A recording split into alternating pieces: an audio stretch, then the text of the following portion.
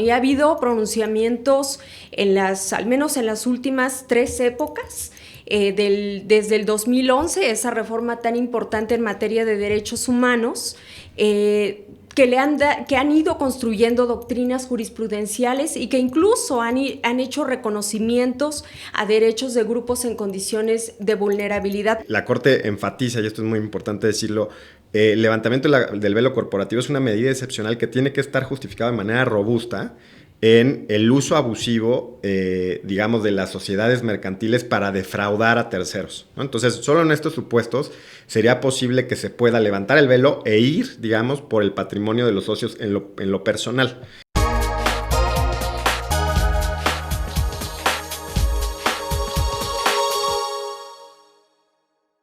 Bienvenidas y bienvenidos. Es un gran honor estar hoy aquí con Roberto Niembro, con quien tengo el gran honor de emprender este nuevo proyecto, de este nuevo podcast que se llama Todo sobre la Suprema Corte, en el cual queremos compartirle pues algunas sentencias y otra información jurídica de relevancia.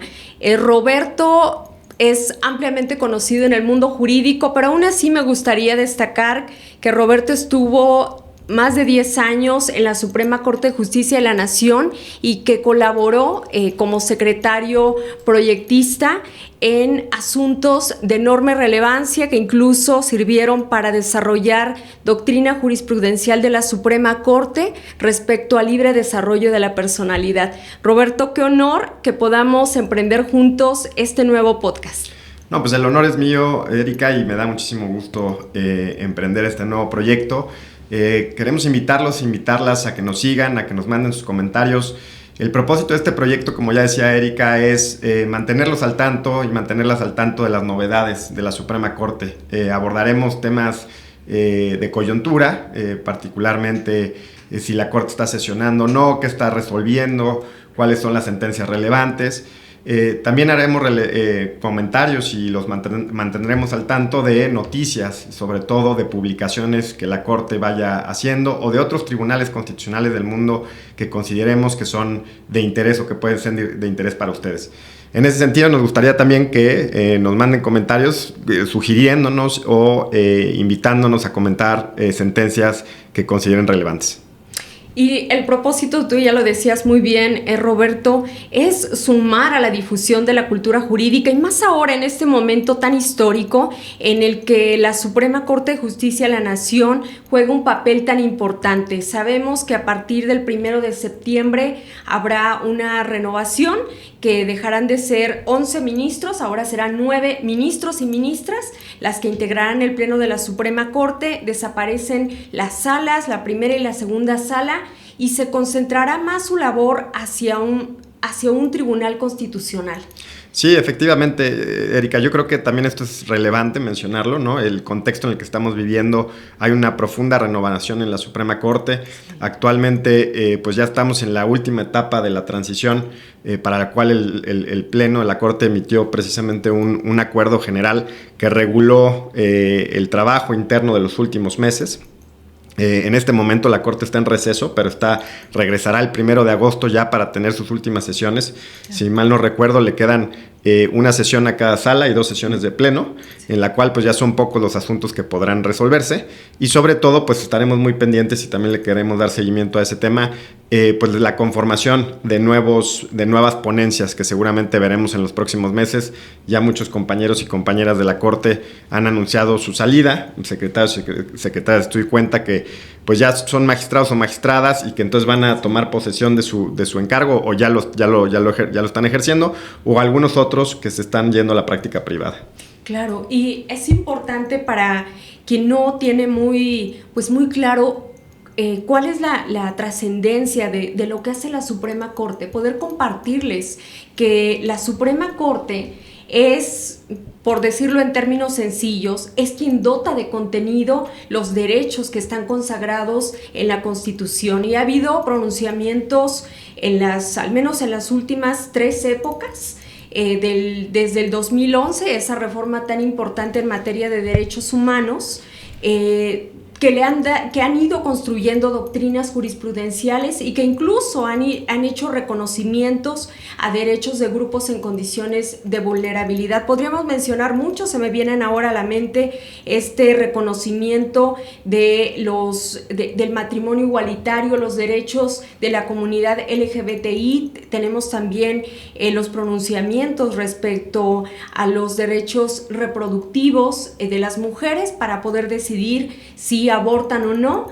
por mencionar algunos, y por posicionar la importancia que juega en nuestro país un tribunal constitucional, una Suprema Corte de Justicia de la Nación. Sin duda, y creo que además traes a la mesa un tema importante, las épocas. Las últimas épocas de la Suprema Corte han sido de desarrollo de doctrina de derechos.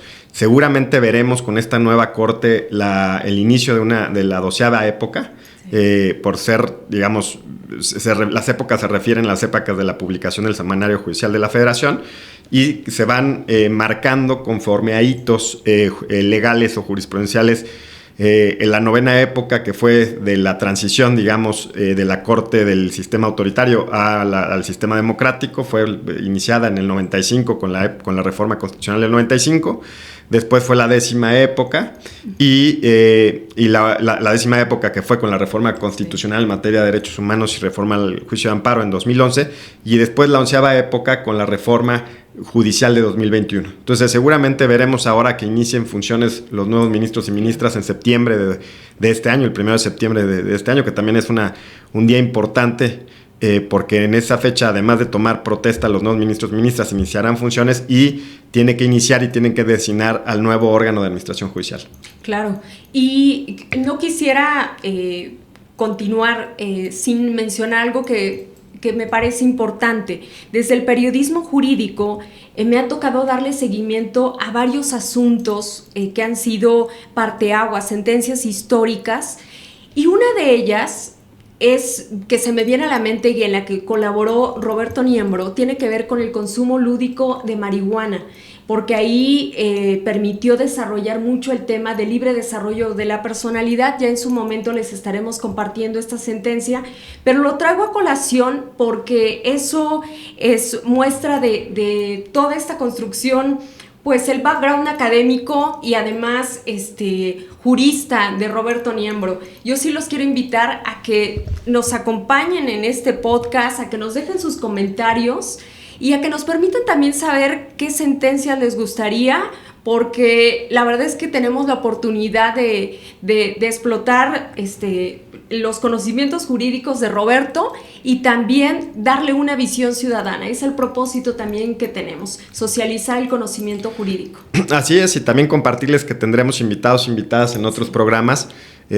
Trataremos de dialogar con personas ya hayan sido las involucradas en los juicios o quienes hayan redactado las sentencias, ¿no? Trataremos de invitar a secretarios y secretarias de tu cuenta, ministros y ministras, magistrados, magistradas, con el fin de que por su propia voz nos compartan pues, las complejidades técnicas y podamos discutir también con los autores, tanto, digamos, de la sentencia como, en algunos casos, si es posible, de las personas involucradas, digamos, las personas afectadas en el litigio. Efectivamente, buscaremos traerles información jurídica relevante y hoy queremos arrancar con una sentencia que ha sido pues importante, reciente. Se trata de un pronunciamiento de la primera sala de la Suprema Corte sobre el levantamiento del velo corporativo.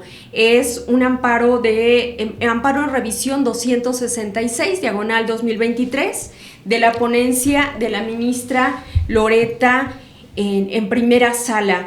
Y mencionaré brevemente nada más el origen de esto para darle paso a Roberto que nos pueda pues compartir la complejidad del proceso, cómo llegó hasta la Suprema Corte.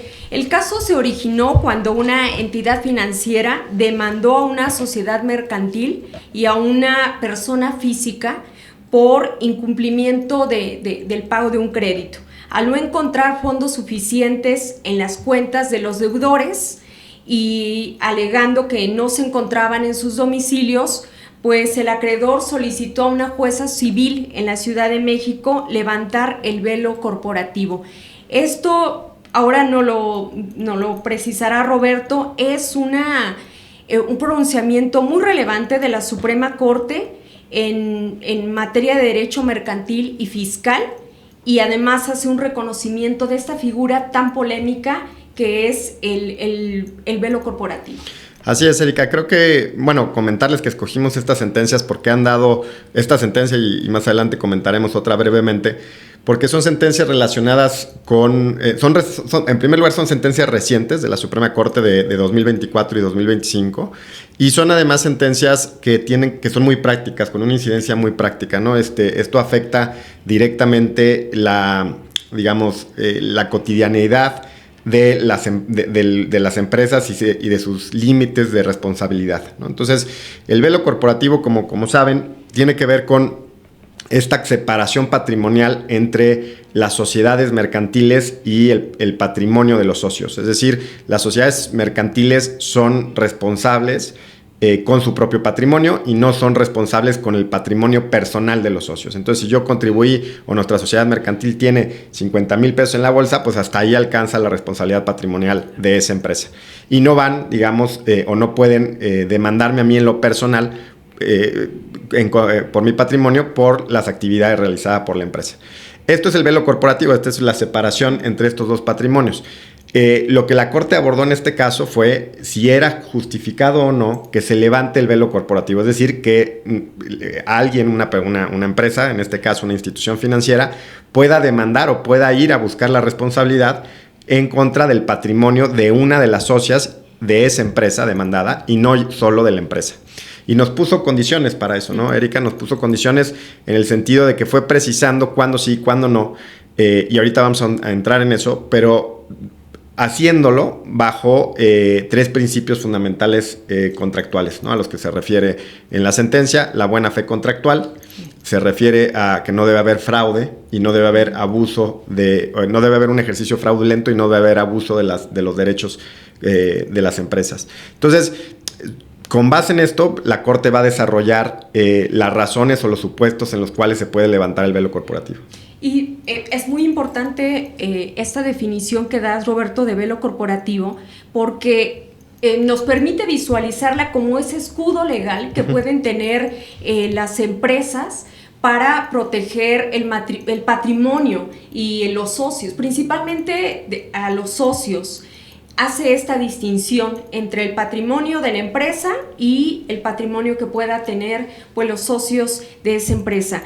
Y tú ya lo mencionabas, no hay una regulación expresa del velo corporativo, y por eso es tan importante este pronunciamiento de la Suprema Corte, porque la Corte sí reconoce que puede hacerse el levantamiento del velo corporativo a partir de principios del derecho. Así es, principios que están previstos en el Código Civil Federal y la Corte hace referencia a varios artículos del Código Civil. De hecho, este asunto llega a la Corte y la Corte tiene competencia porque es lo que se impugna por parte de la empresa quejosa, que fue la afectada, por el levantamiento del velo corporativo, fue la inconstitucionalidad de 2 artículos, el artículo 1796 y 1910 del Código Civil Federal. La competencia en materia de amparo en revisión por parte de la Suprema Corte se limita al conocimiento de inconstitucionalidad de normas generales, específicamente de leyes federales, cuando no existe jurisprudencia al respecto. Entonces, en este caso, la Suprema Corte no contaba con jurisprudencia al respecto y nos desarrolla los casos, los supuestos en los cuales se puede levantar el velo corporativo. Sí, y además la quejosa viene argumentando que hubo una violación a su derecho de audiencia, y en consecuencia, pues al debido proceso, a la seguridad jurídica. Sí, precisamente creo que el tema es importante resaltar lo que me acabas de preguntar, Erika, porque en el supuesto concreto, en el caso concreto, más allá de que la Corte desarrolla su doctrina sobre el velo corporativo y de cuándo se puede levantar esto como una medida excepcional, porque la Corte enfatiza, y esto es muy importante decirlo, el levantamiento del velo corporativo es una medida excepcional que tiene que estar justificada de manera robusta en el uso abusivo, digamos, de las sociedades mercantiles para defraudar a terceros, ¿no? Entonces, solo en estos supuestos sería posible que se pueda levantar el velo e ir, digamos, por el patrimonio de los socios en lo personal, porque eso afecta además la seguridad jurídica de los socios y de su posible y de su patrimonio. Entonces, en el caso particular se trataba de el levantamiento del velo corporativo se hizo por la jueza en medidas precautorias. Las medidas precautorias también las desarrolla la Corte, son medidas que se dictan al inicio de los procedimientos judiciales y no es una sentencia definitiva, es simplemente un análisis preliminar de la situación que normalmente está compuesto por dos figuras, la apariencia del buen derecho y el peligro en la demora. ¿A qué se refiere esto? La apariencia del buen derecho es que hay una apariencia, como lo dice el nombre, de que puedes tener razón de tu pretensión. Y el peligro en la demora es que si no se toma una decisión precautoria preliminar, el juicio se puede quedar sin materia. Entonces, la jueza civil del distrito de la Ciudad de México dicta una medida precautoria consistente en el congelamiento de las cuentas de la empresa demandada. Y originalmente esa es la única medida que toma. Pero después, lo que solicita la demandante, que es la institución de crédito, dice, ¿sabes qué? En tanto no sabemos dónde está el domicilio de esta empresa, porque ya fuimos al domicilio y ese no es el domicilio, y parece haber relación de parentesco entre las personas accionistas de esta empresa y las empresas que son socias de esa empresa demandada, digamos, porque en este caso la empresa demandada tenía socias que eran personas físicas y personas morales. Y entonces eso me permite justificar, dijo la jueza de lo civil, me permite justificar un levantamiento del velo corporativo como medida precautoria. Y esto va a ser fundamental para que la Suprema Corte considere que no está justificado dictar el levantamiento del velo corporativo a través de medidas precautorias. ¿Por qué? Porque al ser una medida precautoria no se ha dado la garantía de audiencia a quien está siendo afectada. Sí, es muy importante esto que menciona Roberto. Yo creo que es uno de los, tú ya lo decías, de los grandes aportes de esta sentencia. Hace el reconocimiento de que en el procedimiento, por llamarlo prejudicial, no se pueden dictar estas medidas de levantamiento del velo corporativo porque se estaría violando este derecho de audiencia. Y eso le da paso a la Suprema Corte a hacer una revisión de en qué casos o cuáles serían las características para que sí proceda este levantamiento. Sí, la Corte ahí lo que nos dice es que básicamente, y esto creo que establece un estándar muy exigente para el levantamiento del velo corporativo.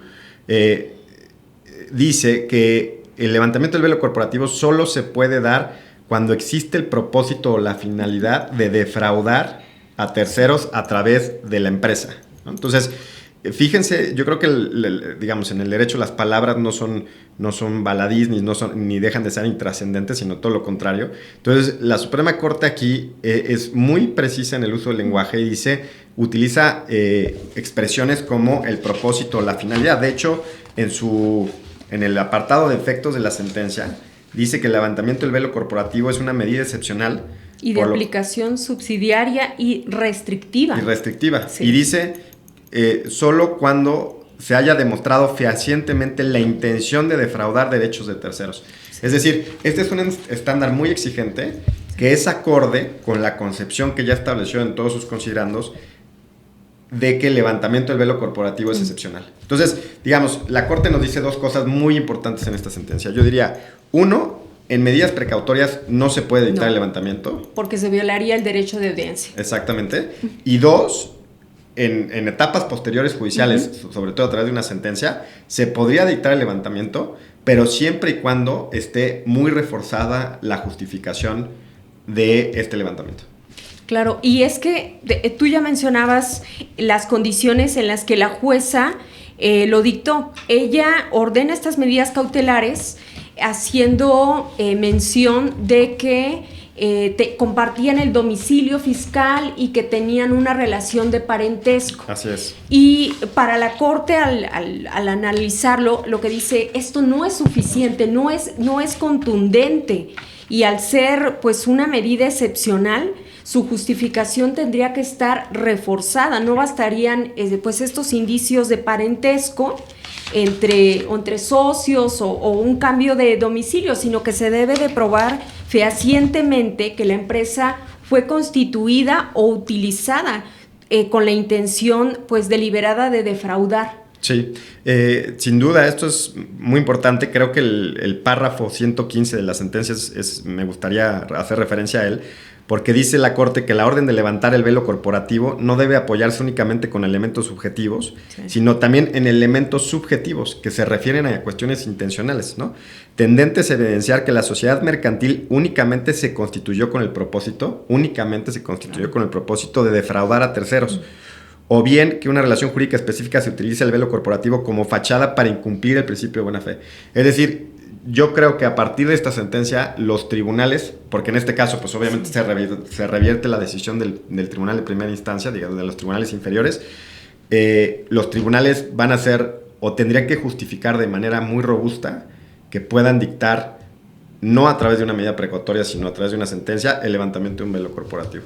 Y esto también nos deja pensando un poco respecto a la carga de la prueba. Tú ya lo decías, yo creo que los tribunales van a pensar un poco a la hora de decidir ordenar el levantamiento del velo corporativo en un juicio, pero también a la hora de qué elementos de prueba podrían demostrar fehacientemente que sí es necesario el levantamiento del velo corporativo. Sí, creo que es difícil porque como las palabras que utiliza la Corte, por ejemplo, a la que ya refería, la intención de defraudar, sí, es mucho más difícil demostrar la intencionalidad de una acción que el solo hecho de la acción, ¿no? O sea, claro, una cosa es el hecho de demostrar que hay una intención de defraudar es bastante complejo, sobre todo porque se trata de empresas. Es decir, lo que se va a tener que demostrar es que la empresa se creó o se está utilizando con la intención de defraudar. Creo que es un estándar muy exigente. Y otra cosa que también es importante, aunque la Corte fija aquí un parámetro relevante y conforme a los transitorios de la ley orgánica del Poder Judicial, los precedentes actuales seguirán vigentes, digamos, para la nueva Corte. Este no es un precedente obligatorio, este es un precedente votado por 3-2. Entonces creo que es un punto importante porque es un criterio orientativo. O sea, es muy importante, pero es un criterio orientativo porque no cumplió con el requisito de mayoría calificada de 4 que establece la ley de amparo.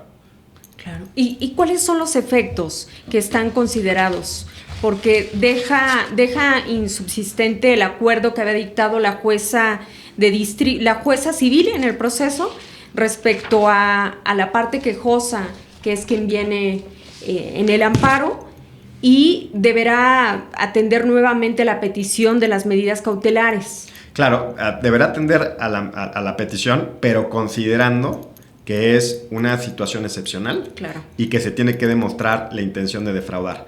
Entonces, bajo ese estándar tan alto y tan exigente, muy probablemente ya no se dicte la medida precautoria consistente en el levantamiento, la medida precautoria aplicable a la empresa que es socia de la empresa principal demandada. Claro, y pues sí destacar que este tipo de pronunciamientos de la Corte pues le dan mayor certeza a las empresas también que operan pues en el país, porque al final es un pronunciamiento que permite que puedan defenderse.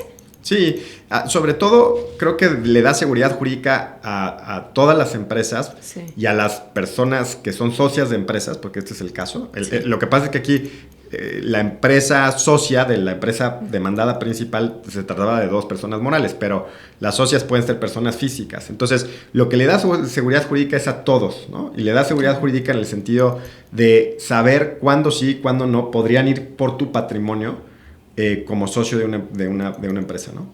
Claro, y menciona algunos, pues, de derecho comparado, algunos casos donde también se aplica el tema, no como tal reconocido como velo corporativo, sí, pero sí en otros países como es Argentina, España, Colombia y Estados Unidos, donde ha habido, pues, igual estos pronunciamientos que buscan evitar prácticas fraudulentas. Sí, sin duda. Hace referencia, como ya es tradición en las sentencias de la Suprema Corte, o digamos es una práctica común en sentencias relevantes como esta, usar el derecho comparado, analizar lo que se hace en otros países, y sí, creo que es una herramienta fundamental en esta sentencia y en muchas otras, y que creo que pues es valioso que se haga. Claro, y aunque no es jurisprudencia, tú ya lo mencionabas, sí, pues construye esta doctrina jurisprudencial de libertad de asociación de sociedades mercantiles. Tú ya nos decías, que nos adelantabas, que nos comentarías un amparo que tiene que ver con esta doctrina, sí, que es el amparo directo en revisión 7763, diagonal 2023. Sí, creo que te vale la pena traerlo a la mesa, Erika, porque lo que está haciendo la Corte con estas sentencias es establece las condiciones y las características y va reconfigurando los requisitos y características legales de las sociedades mercantiles. Es decir, y lo hacen no solo limitándose a lo que establece la ley, sino interpretando esa ley en muchas ocasiones a la luz de principios. Como vimos en el caso que acabamos de platicar, lo hace a la luz de principios que sí están previstos en la ley, pero que son muy generales, como la buena fe, no defraudar, no hacer un ejercicio abusivo del derecho. Claro. Pero como tal, la figura de levantamiento del velo corporativo no está regulada expresamente. Entonces, lo que la Corte está haciendo es desarrollar esas figuras a través de principios.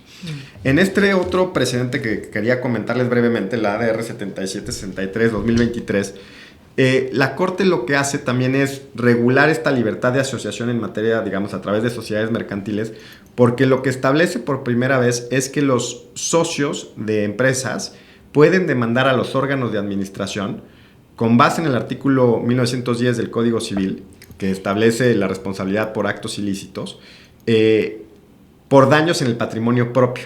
Lo que prevé la Ley General de Sociedades Mercantiles en el artículo 163 es la posibilidad de que una minoría societaria demande a los órganos de administración por daños en el patrimonio de la empresa. Pero lo que establece a partir de este precedente, el ADR, lo que va a señalar la Corte es, y era una pregunta que nunca había resuelto y que por eso es importante este caso, la Corte lo que resuelve es que el socio en lo particular puede demandar al órgano de administración judicial por daños en su propio patrimonio. No lo hace con fundamento en el 163 de la Ley General de Sociedades Mercantiles, sino lo hace y dice, lo tienes que hacer con base en el 1910 del Código Civil. Entonces, digamos, es una puerta nueva para accionar, para los socios que en lo particular, en lo personal, se ven afectados por tomas de decisiones de los órganos de administración. Ya las firmas y despachos de abogados en México han puesto la atención sobre este precedente también, así como el del velo corporativo. Creo que son dos precedentes muy relevantes para los despachos de abogados y las empresas, sobre todo para que digamos, los clientes y las empresas puedan llevar a cabo, pues presten mayor atención en las responsabilidades que pueden tener los órganos de administración. Y además le da elementos en este caso concreto, en el amparo directo en revisión, a los socios para que puedan defenderse. Sí, es importante, es una figura que no estaba prevista, digamos, no está prevista textualmente en la ley. La Corte hace una interpretación del 1910 y considera que ese es el fundamento jurídico, y entonces abre una nueva puerta para que ellos puedan accionar. Yo creo que lo que, así como la primera sentencia que comentamos, como en esta segunda sentencia, la Corte le está dando, está reconfigurando, está dando límites, características de lo que es las responsabilidades entre los participantes de una empresa frente a terceros, que es el caso del primer caso que comentamos, y en este segundo caso las responsabilidades que se dan entre los socios de las empresas en relación con los órganos de administración. Pues dos precedentes muy importantes y la construcción de una doctrina que valdrá la pena darle seguimiento en la reconfiguración que habrá a partir del 1 de septiembre. Sin duda, yo creo que vamos a estar muy pendientes y lo haremos, este es uno de los propósitos de este podcast, estar muy pendientes de las nuevas líneas jurisprudenciales seguramente que veremos en la nueva Corte, de la agenda, como se suele llamar, de la agenda judicial referida a los temas que la Corte va a enfatizar. Estas líneas jurisprudenciales me gustaría comentar sobre derecho mercantil. Fueron muy trabajadas en la primera sala porque es su competencia, pero además fueron muy trabajadas específicamente por la ponencia del ministro González Alcántara, al que le interesaba, por su propio perfil y trayectoria profesional, desarrollar derechos, digamos, que incidieran con la libertad contractual y que incidieran con la libertad de asociación en materia civil y mercantil. Claro, los perfiles que llegan ahora a la Suprema Corte son diversos, y también no olvidar que en buena medida la abogacía tendrá que jugar un papel importante de los asuntos que estén llegando al máximo Tribunal de Justicia del país. Sí, por lo que sabemos y hemos escuchado en las noticias y en las declaraciones de los ya ministros y ministras electas, habrá un énfasis en el desarrollo de la doctrina de derechos sociales, y veremos, y de los derechos de los pueblos y comunidades indígenas. Creo que eso también será un tema muy relevante en la agenda judicial, pero ya estaremos analizando en unas próximas sesiones. Sin duda, y pues queremos agradecerle que nos haya acompañado en este primer podcast. Roberto, ¿tú quieres agregar algo más? Nada, agradecerte, Erika, por haber aceptado y llevar adelante esta propuesta conmigo. Para mí es un honor.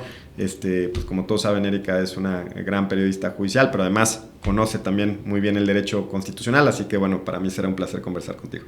Un honor, el honor será mío, y también un honor poder conversar con usted. Déjenos saber sus comentarios y no se olvide de compartir el contenido. Hasta pronto, muchas gracias. Hasta la próxima.